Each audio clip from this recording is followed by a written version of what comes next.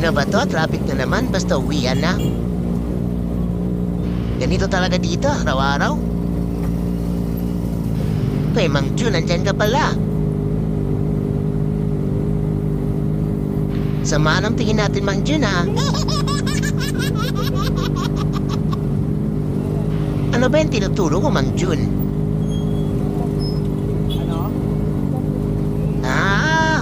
Mga followers natin yan, Mang Jun, nanonood sa atin ngayon.